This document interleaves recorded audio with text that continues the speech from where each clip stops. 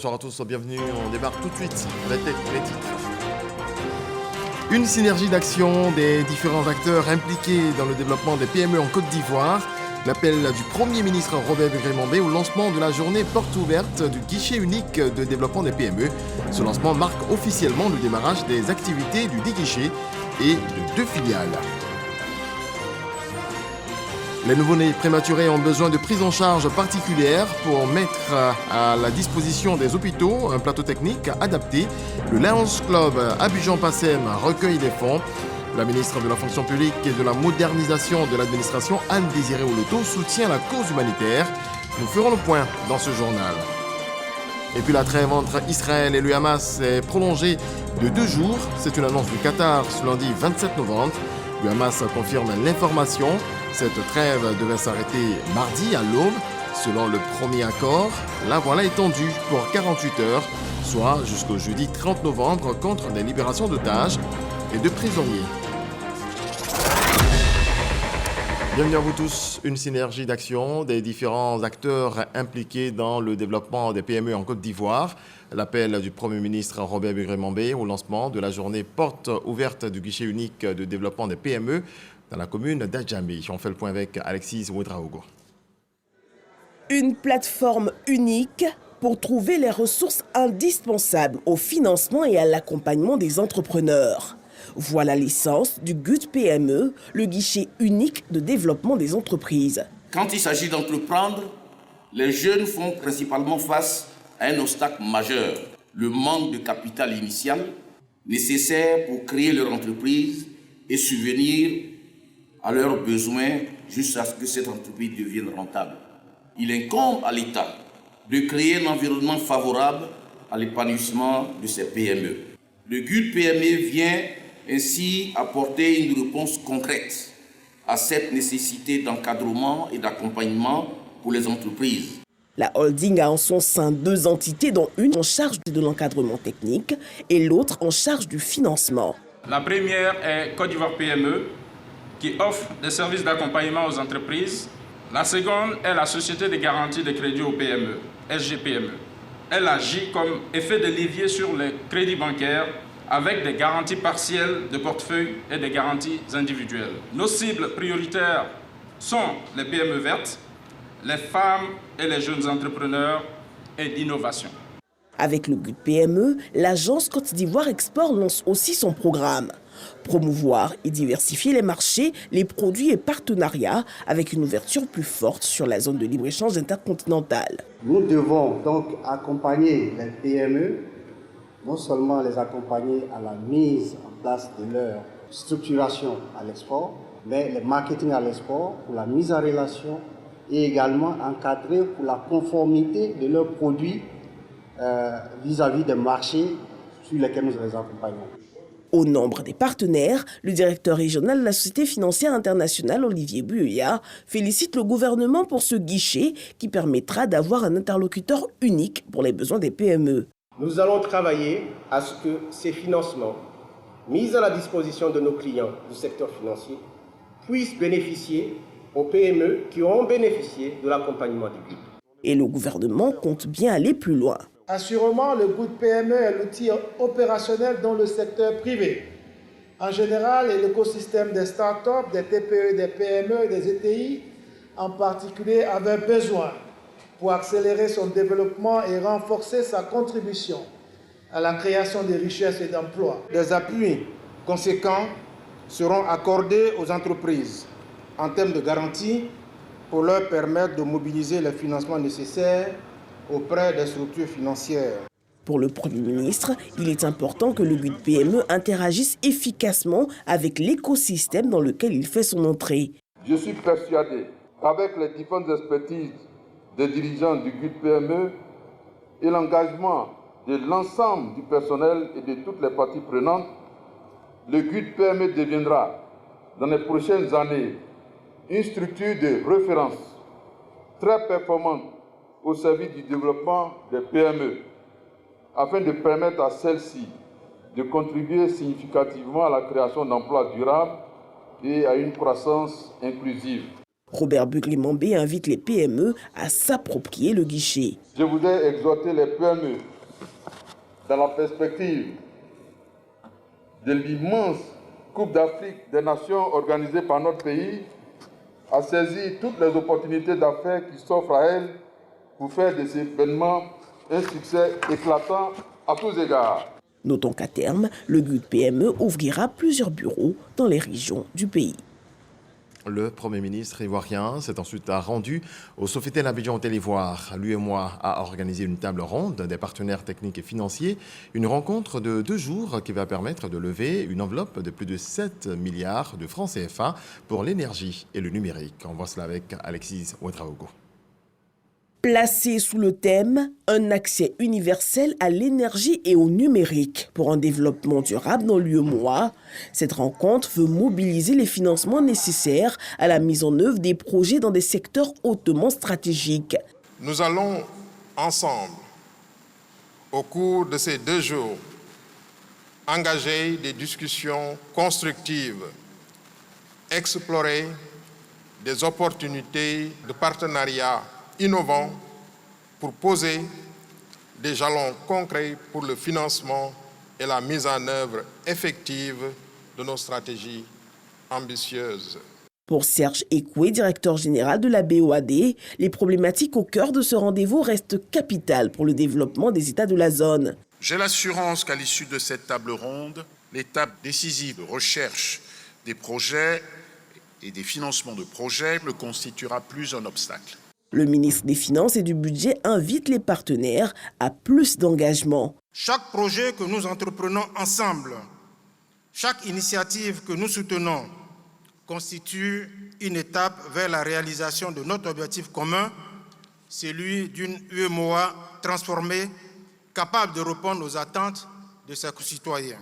Pour le Premier ministre Robert Bugrimambé, cette approche novatrice en termes d'optimisation de ressources va transformer les atouts naturels en force. Je vous invite à agir pour que les projets de la stratégie de développement des pôles énergétiques et du programme régional de développement de l'économie numérique se traduisent en des réalisations qui transformeront la vie de millions de personnes dans la région. Conférence inaugurale, panel de haut niveau, rencontres d'affaires meubleront ces 48 heures. L'UEMOA sur un autre front, cette fois au Sénégal, à Dakar pour être précis. Les ministres des Affaires étrangères des pays membres se sont réunis dans le cadre du chantier paix et sécurité dans l'espace UEMOA à Boussanogo.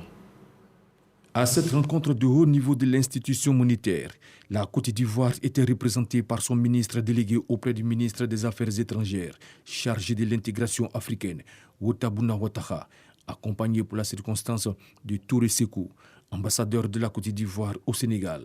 À l'issue des travaux, les ministres des Affaires étrangères ont dressé le rapport de leurs activités au président sénégalais Macky Sall.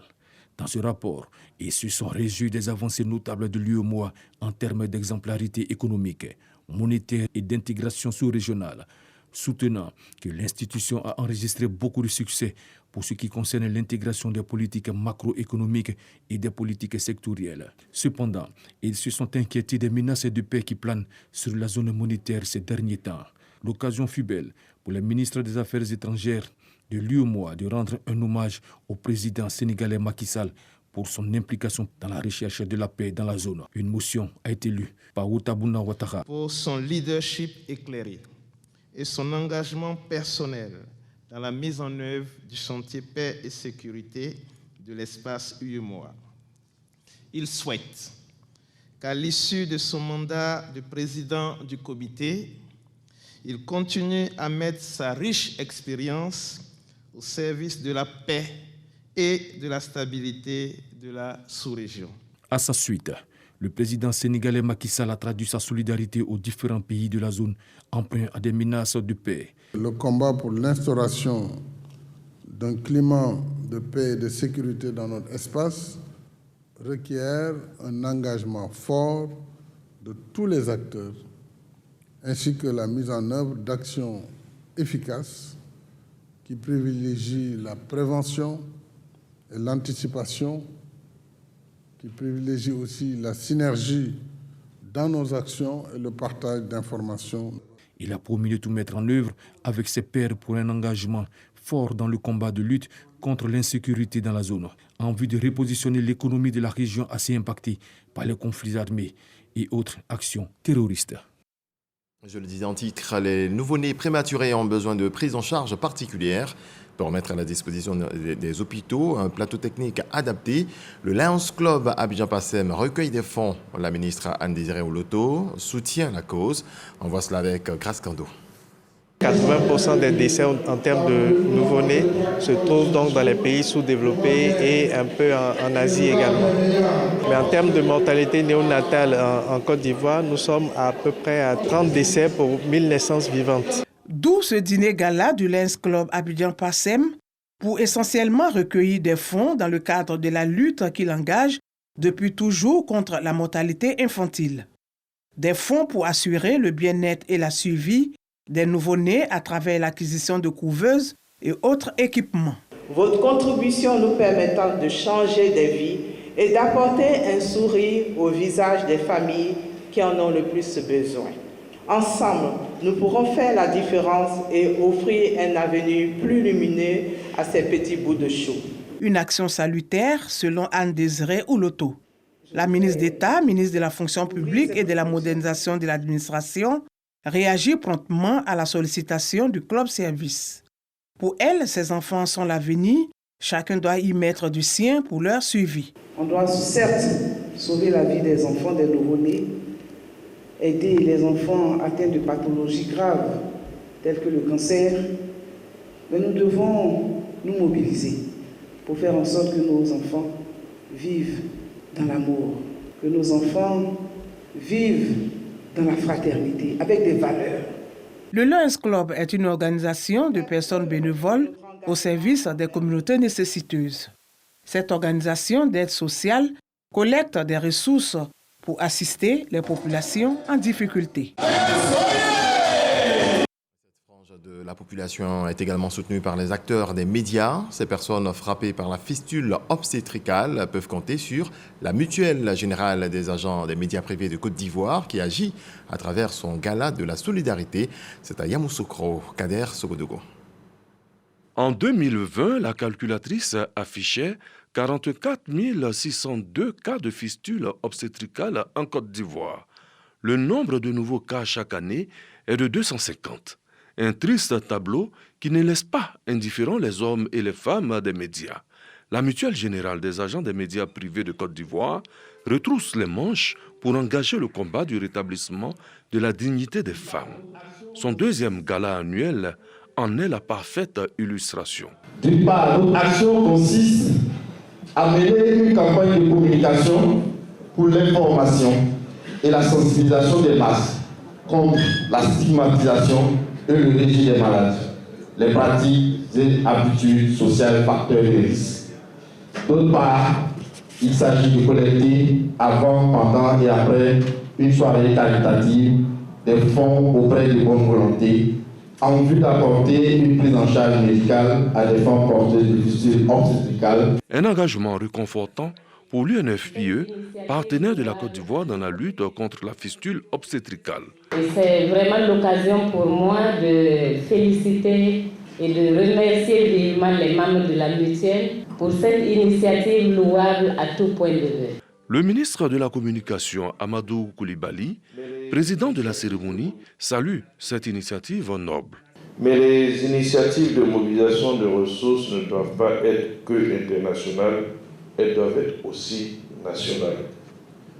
C'est dans cela que je veux saluer votre initiative, MS Media, qui contribue d'une certaine façon à mobiliser les ressources nationales, locales. Tout est parti de la déclaration d'Abidjan à l'issue de la conférence internationale tenue à la mi-septembre 2022 et présidée par la première dame Dominique Ouattara. On y faisait mention de l'urgence d'éliminer la fistule obstétricale, communément appelée maladie de la honte, chez la femme. Lui, il est venu donner du courage aux jeunes en partageant son expérience de vie. Francis Ngannou, véritable modèle de résilience. Depuis son Cameroun natal jusqu'aux États-Unis et son titre de champion du monde UFC, les choses n'ont pas toujours été faciles pour le combattant. Les jeunes d'Abobo lui ont posé des questions à travers la tribune initiée par leur ministère de tutelle. Godefroy Okamawa. C'est un modèle de résilience et de détermination qui est présenté aux jeunes de la commune d'Abobo. Le champion du monde de la boxe MMA, le Camerounais Francis Ngannou, est allé partager son expérience. Pour le champion, il faut accepter les échecs pour repartir de plus belle. La jeunesse ivoirienne, la jeunesse d'Abobo, la jeunesse africaine, de ne jamais abandonner, d'y croire en eux-mêmes avant tout le monde, de croire à leur potentiel, d'avancer, quel que soit leur rêve, de ne pas abandonner, quel que soit où ils sont, de croire que c'est possible, qu'ils peuvent arriver là où ils veulent arriver. Tout est possible, tant qu'on met beaucoup d'efforts. Au travers de ce conseil, nous avons pris conscience que c'est vrai, c'est pas facile lorsque tu es au bas de l'échelle, mais il faut toujours s'armer, prendre conseil auprès des aînés, s'armer de courage, même si tu chutes, il faut avoir confiance en toi, avoir la volonté d'y arriver. Se donner des âmes. Les autorités communales saluent le choix porté sur la commune d'Abobo, une initiative qui suscitera sûrement une prise de conscience de la jeunesse. Ça va permettre vraiment de créer l'émulation, d'encourager ces jeunes. C'est le message qu'on veut donner aux jeunes d'Abobo, d'avoir de l'espoir, de continuer de croire, d'être persévérant, de se battre, de se fixer un objectif et de se donner les moyens d'atteindre cet objectif-là. Pour la tutelle, il est impératif d'offrir aux jeunes les conditions pour leur épanouissement. Et ce qui est important, c'est donc d'inculquer ces valeurs aux jeunes à travers donc cet exercice de partage. Pour dire que dans la vie, rien n'est perdu, la condition sociale ne peut pas être un frein à la réussite si on se bat. Et vous savez que c'est l'année de la jeunesse. La transformation positive des mentalités des jeunes est un axe important du programme du gouvernement. Des échanges entre les champions et les jeunes, au nom desquels les volontaires issus du centre du service civique de Bembresso ont permis de comprendre qu'il faut toujours se battre pour réussir dans la vie. Et lorsque les jeunes décident de passer par l'enseignement technique et la formation professionnelle, ils peuvent être sûrs qu'ils sont sur la bonne voie. Dans le cadre de la mise en œuvre du dispositif d'insertion professionnelle des diplômés, le Millennium Challenge Account a remis au ministère, ou alors au ministre Kofi Nguessan, un lot d'équipements. Khalid Diomandé et Serge Tonayeo. Le ministre de l'enseignement technique, de la formation professionnelle et de l'apprentissage reçoit du MCA, le Millennium Challenge Account, des équipements informatiques estimés à plus de 60 millions de francs CFA, ce dont vient donner un coup d'accélérateur à la mise en œuvre du dispositif d'insertion socio-professionnelle des diplômés de l'enseignement technique et de la formation professionnelle dénommé Truster System. L'importance de la technologie dans l'éducation et la formation n'a jamais été aussi claire. Et c'est avec une grande fierté que nous remettons ce matériel informatique. Ce projet ne se contente pas de fournir des outils, mais il incarne également la vision commune de favoriser l'accès à une éducation de qualité. Le Tracer System apparaît comme un outil indispensable pour la mesure de l'insertion professionnelle des apprenants. Principal but des politiques mises en place par le ministère, les équipements que nous recevons aujourd'hui permettront d'ici quelques mois de produire des statistiques fiables et à jour sur l'insertion professionnelle. Cette remise de matériel témoigne également de la bonne santé des relations bilatérales entre la Côte d'Ivoire et les États-Unis d'Amérique. Fort de cette relation, le gouvernement ivoirien a bénéficié d'un financement de plus de 300 milliards de francs CFA dans le cadre du programme Compact du Millennium Challenge Corporation. Un financement pour permettre l'acquisition de compétences techniques de qualité requises sur le marché du travail. Et si le marché du travail ne vous ouvre pas assez rapidement les bras, rendez-vous sur le terrain de l'entrepreneuriat. C'est ce qu'a fait Wilfried Assi, un jeune homme de 32 ans qui produit et commercialise le jus appelé Mentholait. Khalil Diomandé et Grâce Soro sont allés à sa rencontre. Regardons.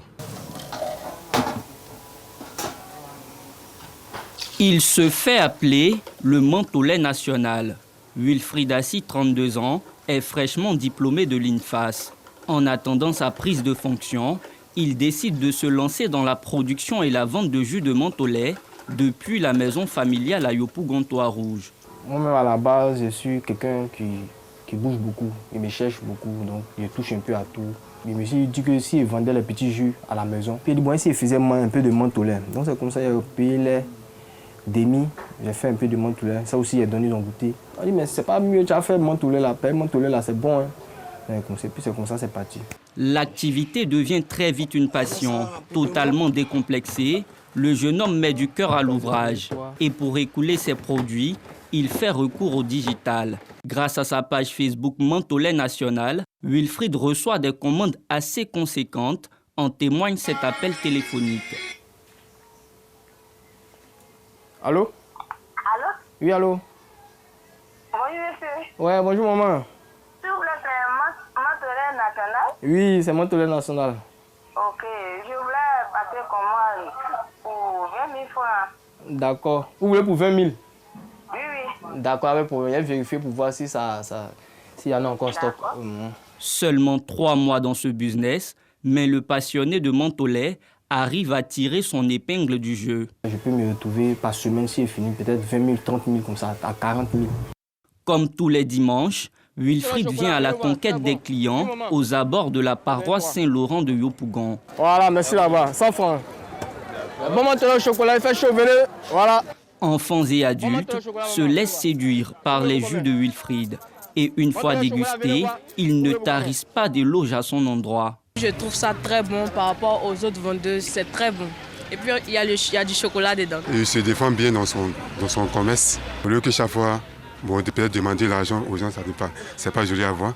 Au moins il est dans ça qu'il se débrouille pour avoir un peu son pain. Et s'il vend ça, c'est déjà positif. Ça, c'est mieux que voler. Au moins, il ne vole pas, il se débrouille un peu comme nous tous. Donc, il est encouragé. Au bout du compte, ces quelques heures passées devant cette église sont fructueuses pour le jeune marchand. En tout cas, je trouve qu'aujourd'hui, c'est bon. Je suis venu pour 20 000 le matin. Ils ont payé jusqu'à ce qu'ils partent compléter encore. Cette belle aventure, débutée avec 750 francs CFA, n'est pas prête de s'arrêter. Wilfried compte en faire son activité secondaire. Il ambitionne d'acquérir 2 réfrigérateurs afin de développer son business à grande échelle et internationaliser ses jus de menthe au lait. Parlons à présent de paix et de cohésion avec l'association des élus et cadres du Grand Centre qui est en tournée de sensibilisation. À Ferkessédougou, la délégation conduite par les ministres Amédée Kouakou et Jacques Kassaoré-Conan a échangé avec les communautés Baoulé et Agni vivant dans la région du Tchologo. Le point de Kader Sogodogo. Services financiers adaptés aux besoins des populations. C'est autour de cette thématique qu'est initiée une campagne nationale de sensibilisation sur la promotion de la bancarisation. Banquiers, maisons de microfinance et opérateurs émetteurs de monnaie électronique ont instruit les populations des 3 départements de la région du Tchologo sur la culture financière et l'épargne en vue d'une inclusion financière réussie. Une initiative de la Direction générale du Trésor et de la comptabilité publique. Un pays émergent, c'est avec des hommes émergents et des femmes émergentes. Et cela passe nécessairement par la gestion optimale des finances et la garantie de ce que ces finances-là sont à bon port, sont logées dans les comptes en toute sécurité. L'édition 2023 de la campagne nationale de sensibilisation sur la promotion de la bancarisation a été déployée dans les régions de l'Agnébi-Tiassa, du Cavali et du Tchologo. Des régions qui, malgré leur potentialité économique énorme, ont de faibles taux de bancarisation qui oscillent autour de 7% face à un taux national de 26%. Voilà, vous l'avez compris, c'était un élément de Godefroy Okamawa sur la campagne de bancarisation. Nous passons à la reprise des élections municipales et régionales à Sarala, commune de la région du Béret. Les candidats et les populations sont sensibilisés à une campagne électorale apaisée et des élections sans violence. Le message est du médiateur délégué des régions du Ourodougou et du Béret. Le point de Djeneba Ouattara et Soro Corona. Vassiaka et Amadou sont respectivement les représentants des candidats du RHDP. Rassemblement des oufouettistes pour la démocratie et la paix et celui de l'indépendant à l'élection municipale du 2 septembre 2023 à Sarala, commune du département du Mankounou dans la région du Béret. Une commune qui fait partie des localités où les élections sont à reprendre. Ils sont reçus par le médiateur délégué des régions du Ourodougou, Béré, en présence du sous-préfet, pour une séance de travail en vue de leur porter le message du médiateur de la République, Adama Tounkara, celui d'une campagne électorale apaisée et d'un scrutin sans violence avant, pendant et après. À cette occasion, une charte de bonne conduite est signée par les différents représentants des candidats. Ensuite, le médiateur délégué a rencontré les représentants des populations. Sorodo les exhorte à la préservation d'un climat social apaisé. Tous regrettent ce qui s'est passé le 2 septembre dernier. Le médiateur de la République Adama Tounkara demande aux populations de Sarala, de Bisankoro, d'être des vecteurs de paix pour des élections apaisées et sans violence. Représentants des candidats et populations s'engagent à s'approprier les messages reçus. C'est la même famille. Donc, ce n'est pas les élections qui vont venir nous départager.